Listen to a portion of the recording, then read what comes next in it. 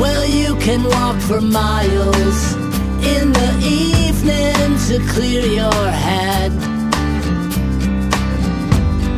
Still wake up each day, oh, in the city of the dead.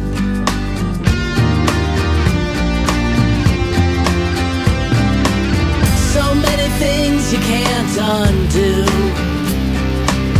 Well, you can only push through and turn all your dirt over until the thing that grows is new.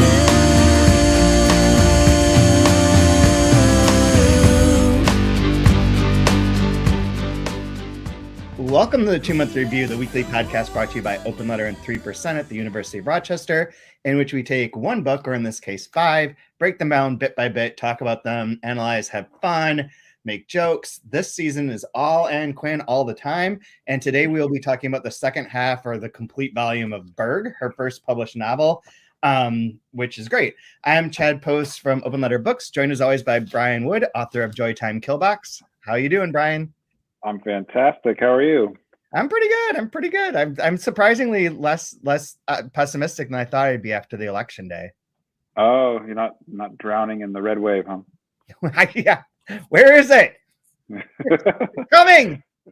Well, it fits perfectly with Berg. All of the seaside and the waves and corpses and yeah. Exactly. Sounds like the day after a beautiful Super Tuesday. Didn't Trump Jr. refer to it as a bloodbath? Mark, good job, man. Good job. But as long as Herschel Walker doesn't make it, I'm happy. Anyway, so how are you doing? Good?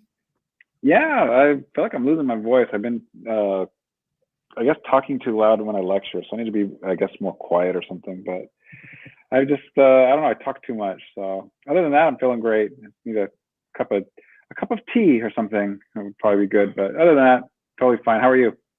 The same. My throat's okay, but I had to teach today and I talked too much, as always, and probably too loud too, and too fast. All of the above. Just makes listening to this podcast joyful for everyone, I believe. Yeah. You had another weird thing, as we're talking about weird things that we're seeing.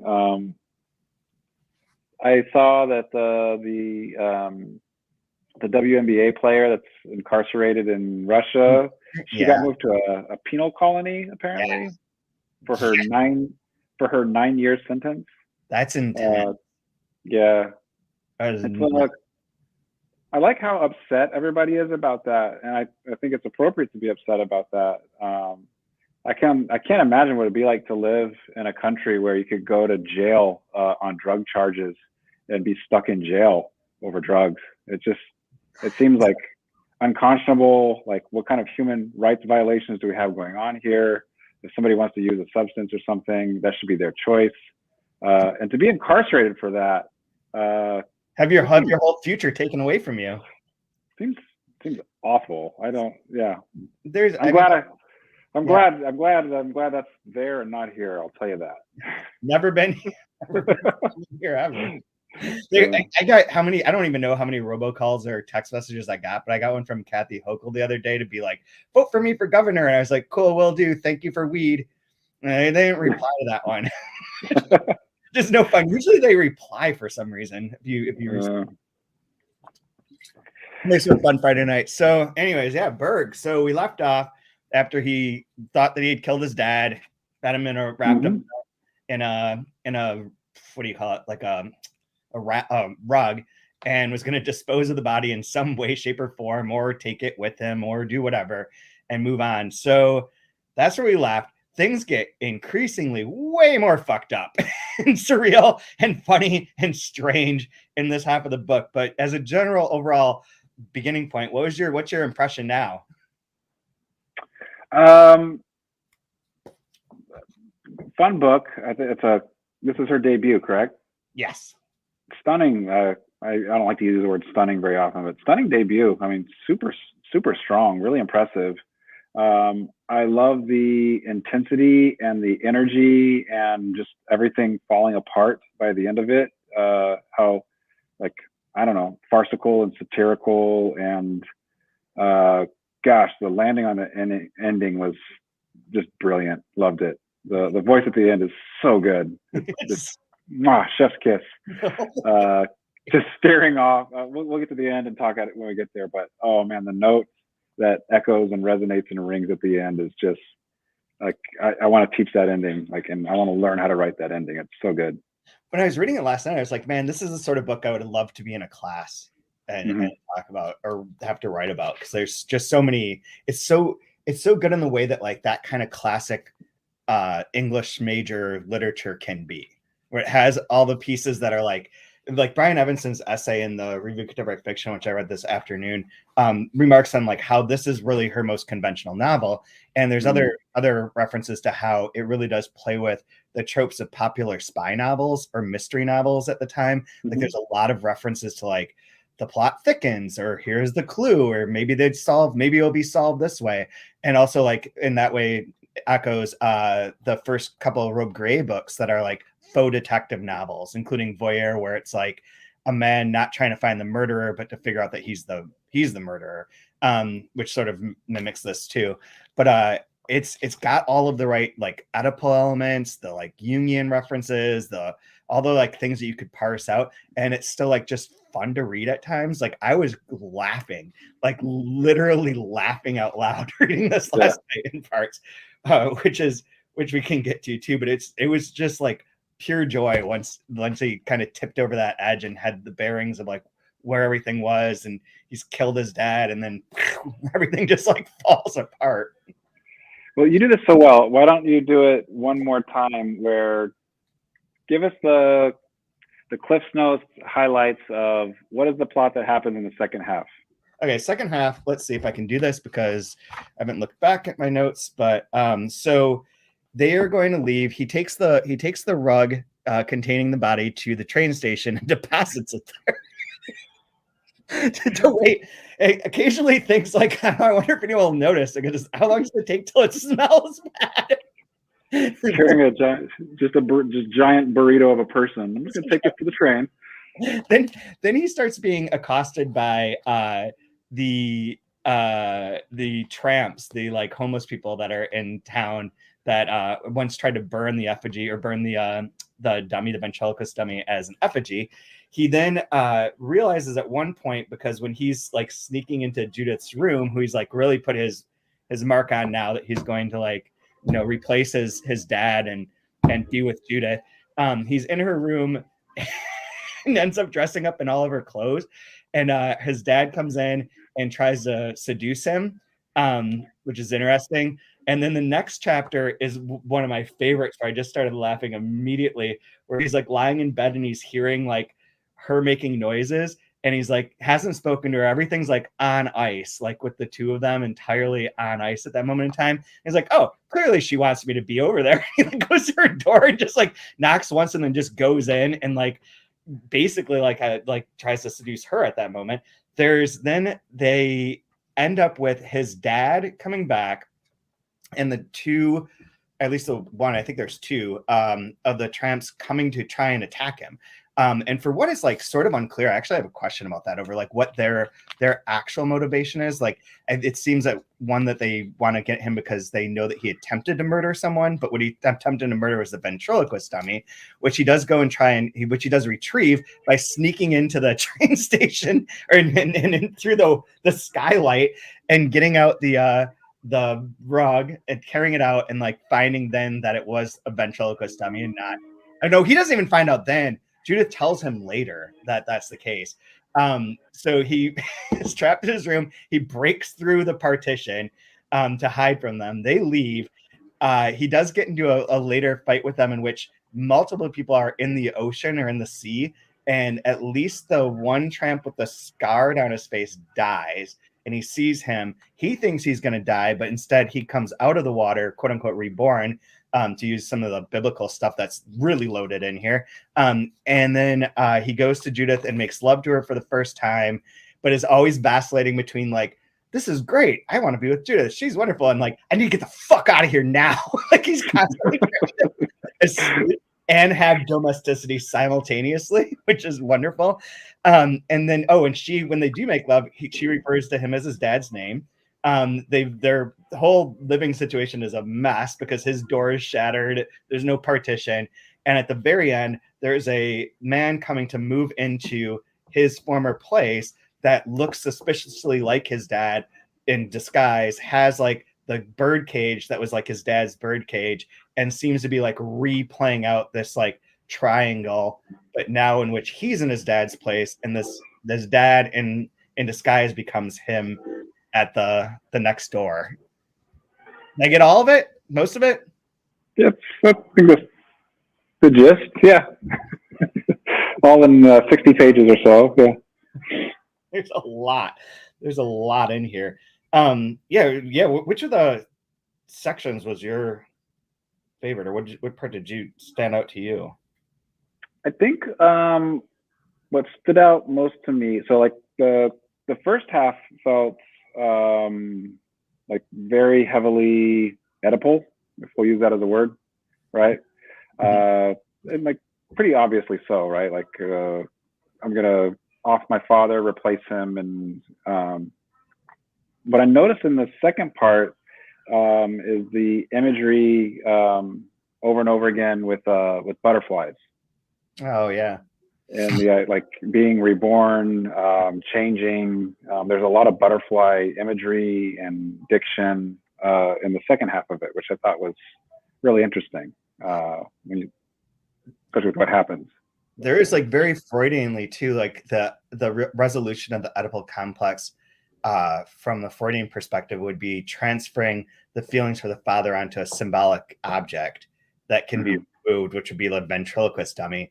And then for Freud, anything water related is sexual intercourse, female, and that his coming out of it is like that rebirth too. So a lot of those things seem to still like filter through that lens a little. Yeah, and I almost kind of like thought of the imagery of wrapping something up in the rug, right, and then coming out of it as well. You get your butterfly brooch at the end of it. Why that of all things? There was, what was it here? I can go through and kind of I notated where all the butterfly stuff is, but yeah, it was very like Oedipus, butterflies, and the religious throughout on this part for sure. Yeah, and this is a section, or this, I don't remember if in the first part it had as many of these, but I marked a number of these ones where it gets really surreal, like dreamlike. Yes. And it's just like, what is happening here? Like, is this like, what is real? And there is an interesting way, I think it's in the Brian Evanson and Joanna Howard, I think is her last name. Joanna Howard essay about kind of like her style and what makes her style unique. And without like completely, well, here's their line. Formerly Quin's work, and there's a typo in here, it misspells Quin, just FYI, Delkey proofreaders. Formerly Quin's work remains, even for the most knowledgeable readers, quite challenging. Much of her work is relatively unpunctuated, and her exterior and interior dialogue, from speech to many different manifestations of thought, are often elided into the exposition instead of being set off. Narrators, whether first person or third, remain intimately behind the shoulder of the characters, offering the world through a lens made wavery by subjectivity, or refusing explanation or interpretation of the character's interior states. Rather, the narration functions like an invasive camera, with actions and events unfolding cinematically simultaneously with the dialogue and the narration. The rest of it I won't read, but it does have that quality, like that it could go on as fine, but quality of like where everything's kind of happening all at once. And it is, yeah, it would have been, I think it would have been much more difficult, but you broke me with JR. Yeah. Which was like, oh, this is no problem. Yeah. Totally easy peasy. No, makes total sense. And I think too with this in the second half too, it's much more, instead of like that interior dialogue, you get more of kind of the fever dream part of it, where it's going faster and it's accelerated and it's more poetic and dreamlike. Yeah. like two quick little I'll hit you with like two quick little butterflies that helps prove that point that we just talked about as well. So like on 116 in the Delkey version, it says, as he stared at the wigs, they still lay scattered about the room. A brilliant plan, like a butterfly settling on a large flower in a huge but otherwise bare garden, grew into information. So that kind of stuck out to me. Yeah. But oh my gosh, look, next page, it talks about ego of man, vanity of, so we can get into ego, that fun stuff. But then I'm going to jump to 152 where you get more of that fever dream poetic part of it, where you just start getting hit with like, wow, this is beautiful writing. About halfway down on this big paragraph on page 152, a chrysalis, heart. Oh, that's an interesting word to use when talking about what you're looking at, right? Yeah. A chrysalis heart formed on the water's surface, away from the hard polished pebbles, sand blowing and elongated shadows, away faster than air itself, dragon, world, be given to the sliding of water, to forget, be forgotten, premature thoughts, predetermined action, and a moment fixed between one wave and the next, the outline of what might be ahead on your back, staring into space, becoming part of the sky, a speckled bird's breast that opened up at the slightest notion on your part, but the hand, like it keeps going, like bang, like you just feel it, like this momentum and this building. It's so unlike what's in the first half. Yeah. It's fantastic, a way to build to the climax of the story. Yeah, absolutely. That's super butterfly all in the second half for sure. Yeah, absolutely. Which is really interesting. It is, yeah. There's a lot to like that. That's what I mean. Like this is a book that you could use like for a class. You could pull out those things for like a paper, and it'd be really interesting to like track some of them. The thing that I left off in telling the story is that in the end, the body of the scarred man is brought to the station, and Berg goes and tells them that it's his dad, and that his dad's been missing for like 28 years, and that this is his dad, and his dad is dead, and that he has like this defining characteristic. But there's no actual proof that his dad is dead at all. Which is why I say like when the person moving in seems to replicate that, and that is one of the kind of weirder, strange parts of it too, where he's just like, yep, dad's dead. But, is there any way to identify him? A giant scar on his face. Giant scar. So one of the things I had forgotten about, but is referenced in this essay, is that there was a movie made of this book called Killing Dad, or How to Love Your Mother is the subtitle, I believe. And it's available on something called that I signed up for free. What was it? I sent you the link. Tubi TV, which you can have a free account, and you can watch Killing Dad from 1989.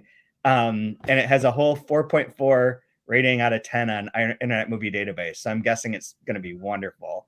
But I really do kind of want to watch that too. That's better than the Amber Heard movie that you were fascinated about. That movie. I think the London Fields. I think London Fields, which is one of those zero Rotten Tomatoes movies that didn't exist, it should be terrible, is goddamn amazing. Who was the author? Who was the author of that? Amos? Yeah, Martin Amos. Okay. Yes, Johnny Depp and Amber Heard and Billy Bob Thornton, and it is wild. So Lucky Jim's son gave us London Fields movie. Perfect. Yeah. Man, speaking of things that are funny, like I'm flipping through my notes from the beginning here to see like where everything kind of, I've got a lot of them, but like one of the things that I noticed in the second half that I don't remember being as much in the first half is how it's kind of slapsticky. Yeah, it gets very farcical. Like, yeah, like there's this part where they pick up they're gonna leave with the rug and with all the stuff. Berg followed her down the stairs. The cases bumped against his legs. The body slid down his back. Stopping, he hoisted it up again. Halfway down, they saw the landlady emerge and wind up the hall clock. Judith hissed, drawing back. Only when they were sure the coast was clear did they dare go down, but now like thieves, suspicious of their own shadows. But it has that kind of like both spy and like sort of like cinematic, like almost slapsticky. Like I could see him struggling with trying to carry this thing and hiding in like the shadows so the landlady doesn't see them. And like it's a little goofy in that way, which is like a start. Okay. Like the Oedipal, like really intense, like I want to fuck my dad's mistress, but Yeah. Well, even too, like just the comedic timing of, oh, here's a letter I have for you. Oh my God. You know, it's been here a couple of days. Here, you might want this. Like, you know, it just kind of happens to show up right at the perfect timing of it. You know, it's satirical, it's comical, it's ridiculous. Yeah. Yes. Okay, I see where some of the other ones there. If I wanted to jump to that, the part that I think was very funny when you read out loud is on page 120, 121. This is the part right after his dad tries to seduce him. And the beginning part is like, the beginning paragraph is really like all about like an addiction to being, to fucking up. Like it's such an interesting little section about like him being like, yeah, making mistakes are great because you're going to get punished, but then you're going to get cuddled afterwards. Like he's even talks about like antagonizing his mom by like harassing her. So as a kid, there's a section that's once on 121, once a huge snowball made entirely by yourself, hidden behind the shrubbery, blistered fingers against your mouth, listening for Edith's steps, her Sunday best hat knocked off, her flushed face as she took you inside, produced the leather strap, the buckle end for you, for naughty boys who never loved their mother. It becomes like almost S&M-y. And then when he says like, you know, the sheer delight of not crying on that is great, because then later her sighs, her soft kisses covering the bruises, the wiping away of blood that took longer, far longer than the cause. And that sort of addiction to like doing bad to get the punishment, and then the makeup part of it after is interesting. But it was really the next paragraph where I think it starts to hit this like really funny bit. Who cried now? Jerking sobs, a vehicle that might start up a hill. Berg leaned towards the partition. Definitely a woman crying. Judith by herself? Impossible. For such a woman, surely an audience is invaluable. Just the part that I was like, couldn't stop laughing. Whereas it's like, yeah, no, she's not crying alone. She's like one of those women who has to be performative and have an audience and is crying. And so he's like, you know, what else can he do? So he goes back over there, and then he he knocked, but without waiting for an answer, entered. He's gone. Oh God, he's gone and taken everything. He'll never come back now. What shall I do? What can I do? Berg stood in the middle of the room, stroking the velvet-covered couch, occasionally picking off stray bits of cat's fur and flicking them onto the floor. Best to wait until she's had a good cry. No sense out of her at the moment, hardly aware of my presence, crouching half naked on the bed, clutching the pillow, biting a corner of the sheet. Gradually, the moaning stopped, the sniffs subsided, and her breathless monologue now took on more calculated sentences. It's like he goes in, he's like, quote unquote, concerned. It's like knocking on the thing, concerned, goes in, no response, and just sits there like literally like picking off like fur and being like, wait till you settle down and start making sense again.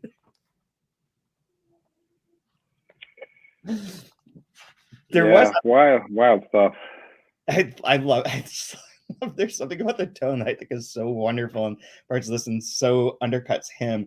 That is one part too where what I think is interesting is that's the moment where Judith and Edith live their lives in parallel. Like you see a letter from Edith about like, oh, you know, we can't pay the rent, he took all the money, he ran away, he's gone. And then Judith, like at essentially a similar age, is also, you know, going through that situation in which he's gone. The same guy is gone, has taken her stuff. They have to pay the rent. So she's set up as being like a real mother parallel at that point, which made me think for a minute that it would be like both. There's no indication that it's true or not true, I guess. But like if she were pregnant by either one of them, would be like a real Oedipal last cherry on top to like the whole messed up situation. And I mean, just to like hit it home on, you usually wanted to go the Greek myth routes, right? On page 88, to her, it's all a myth. How adaptable women are. Practical. And then a little bit later on 106, to take his father's corpse back home to Edith, the trophy of his triumphant love for her in a Greek play, they'd have thought nothing of it, considered to have been a duty, the final act of what the gods expected from their chosen hero.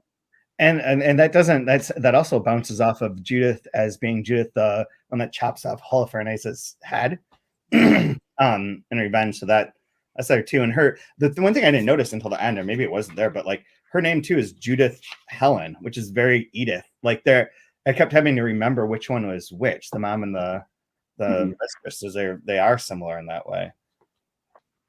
It's so there's a lot of like fun like layers of this idea of changing, of metamorphosis within it. Yeah. Like even like things as simple as when he puts on women's clothing and the experience that he has with that and putting the makeup on, and like again, I just think it's really brilliantly written. And yeah, this is a fun one you could pick apart and just start pulling on threads and seeing what's on the end of them.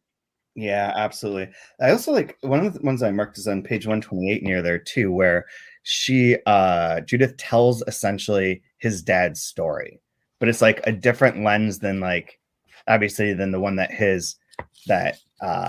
Berg's mom has described, and is like, oh, this is why he always would get treated well. He got everything that he wanted, which is similar to Berg saying like, like the pain because then I get the pleasure afterwards from the comfort, but that his parents screwed him up and didn't let him go into becoming this great singer because he would have been a great opera singer or whatever. But now, he sounds terrible because they touched his life. You never knew he would have been amazing. He could have made a huge business out of it. Like that's the part too. Like the part that makes it funny to me and the irony of it is that all these people have like these bombastic sort of like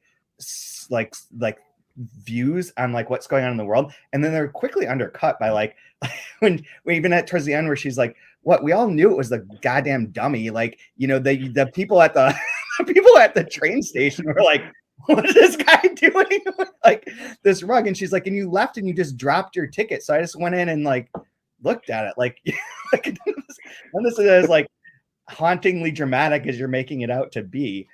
And like and his dad's like over like bombastic sense of like his self, and like that's all undercut over and over again. It's really that part I really thought to like be nicely subtle, where it's not like you have like an unreliable narrator, which we do, but one that's like also just a little schizophrenic. Like the writing is a little schizophrenic, and I think as things go on with this season, we'll see that she gets more and more kind of schizophrenic in her writing, where it's not always elucidated like who's speaking or where, or if it's past, present, like things are happening almost like I said at the beginning, like almost all like simultaneously, and you're sort of like parsing through this onslaught of information and images.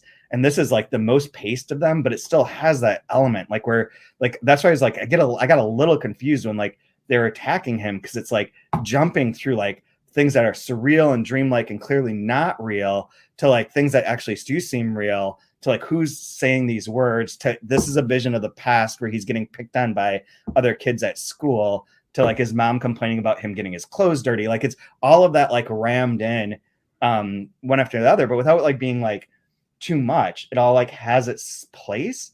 It just doesn't give you a lot of clues as to like where you are when you're following it. You have to pay attention. Like you have to pay attention.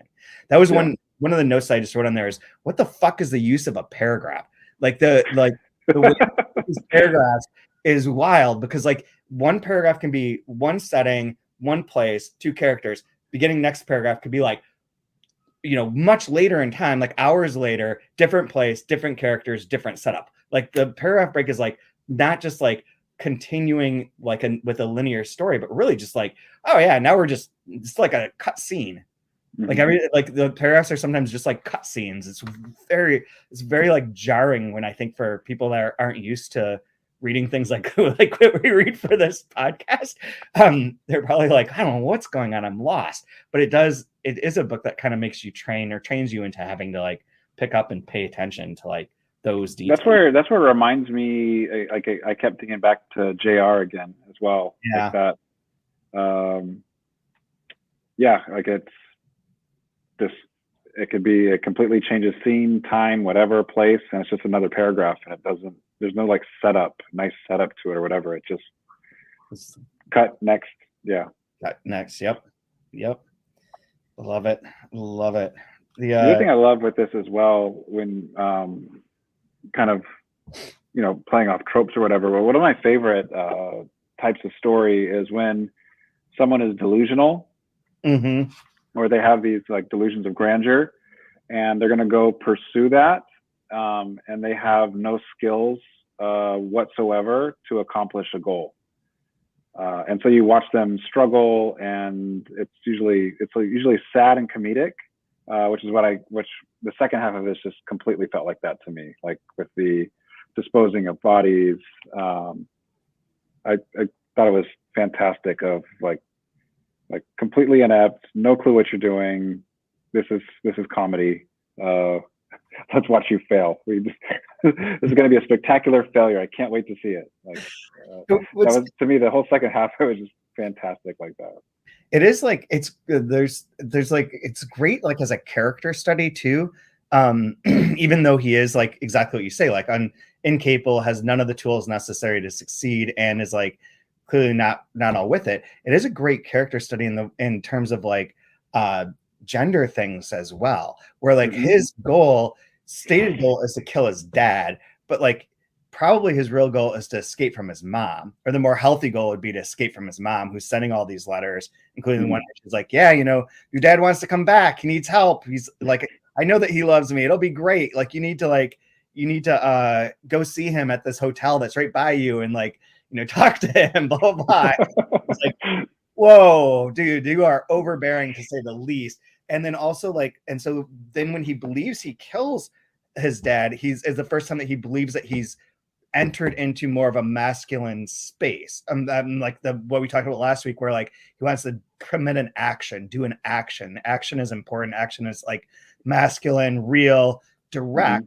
And then he reflects on that a bit, because he's also like he's not masculine. He's not part of that world really. He's still, and a lot of things in the second half keep cropping up about past memories that are like sort of have homosexual overtones to them. His mom keeps being like, well, you're not one of those boys. You're not one of those boys. Like there's a lot of like consternation surrounding like his sexual desires. And so there's a part on 140.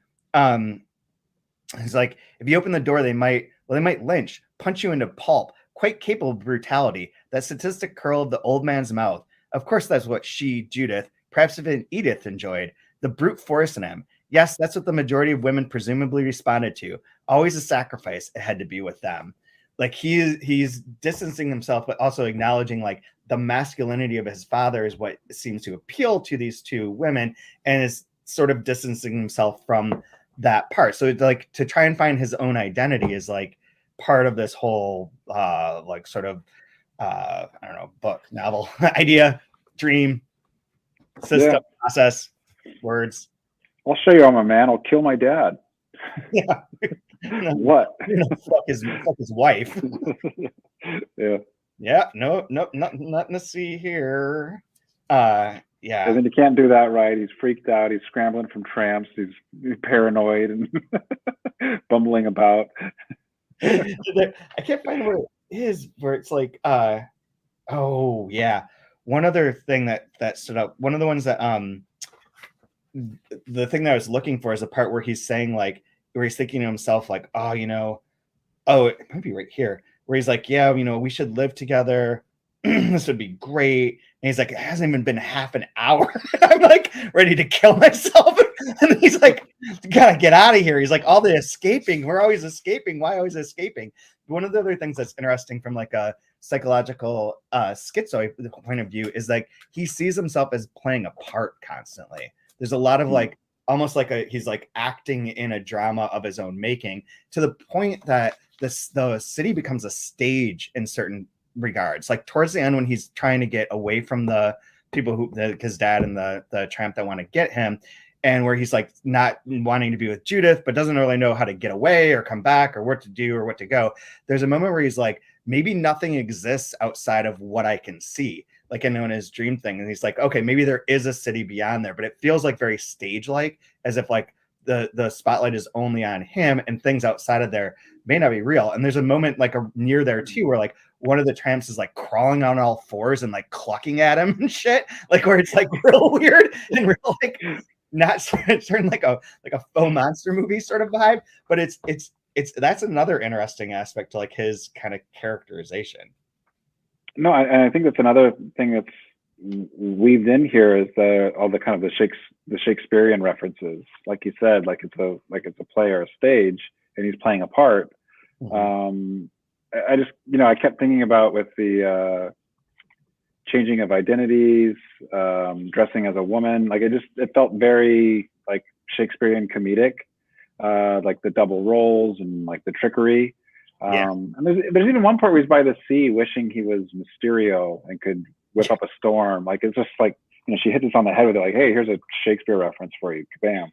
Like that's another one. Like you want to go through and highlight that in the color. That would be a really interesting, like this would be a fantastic book to teach for sure. It really would. I mean, it feels like it just you can unpack and unpack and unpack for all the little bits that you want to, whatever thread you want to pull on for sure. I found another one of the parts I thought was really funny is where in the mom's last letter that's been there for weeks supposedly, or she's gossiping, Doreen, you remember Doreen, don't you? Well, she's getting married to Billy, your old schoolmate, the one that gave you those flower things and said they were peas and you had those nasty worms for so long afterwards. It's like that's so like the sort of like, come on, mom, I told you not to talk about that. The mom is the mother figure as being an emasculating force that like keeps him under her control. It's like so raw throughout here. Oh, well, you're not one of those queers now, are you? Remember that time you got worms from your buddy and you were just such a little baby boy, aren't you? My little baby boy. Like, how does she even end how does she end the letter? Yeah. All my love, darling boy, your loving mumsy. Like even that, right? Like, oh, my little, won't let him grow up. Won't let him. Yeah. Now I got to murder my dad. Thanks a lot, Mom. It's so good. I really, really, really love it. The only way I can be a beautiful butterfly and come into my own. Yeah. I found the part with where they talk about that. Judith is saying like it's only you, as though you're always playing a part. And she's like, oh, I forgot to tell you, Allie. It was that they found what they found in the rug, a bloody dummy, not a body at all. Imagine you thought, and so did I, that not a body. Oh well, what did we expect? After all, there had been the discovery of the thing at the station. They'd all known, of course.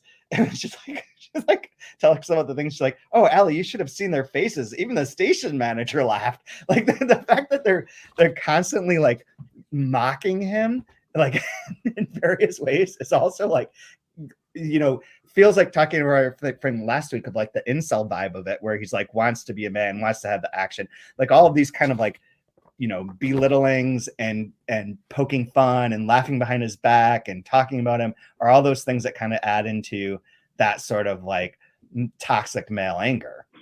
Mm-hmm. Or could, and sort of do here, but he also like isn't capable. Although he does have sex with Judith.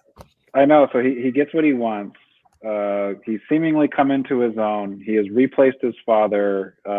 He wins. It's killed off the symbolic. He drowns the dummy. Mm-hmm. Good for you. And we get this wonderful little twist and this wonderful voice that kind of takes us out of the book. It's almost, he goes completely silent at this point. Yeah, and it's just Judith that takes us off into the sunset. Well, you haven't said anything. You haven't even noticed, Allie. Look, doesn't the brooch look nice? Oh no, it's quite all right. Where is it? You don't pin it there. That looks almost obscene. You are one, really. You are.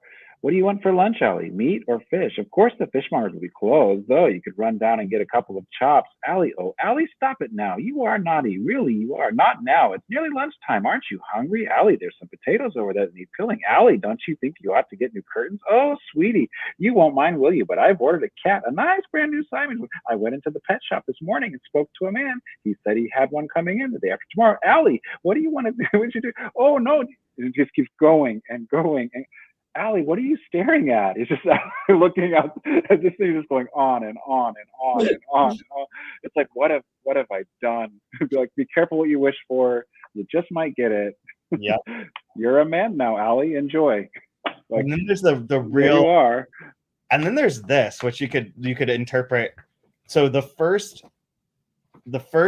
opening paragraph of the book begins, window blurred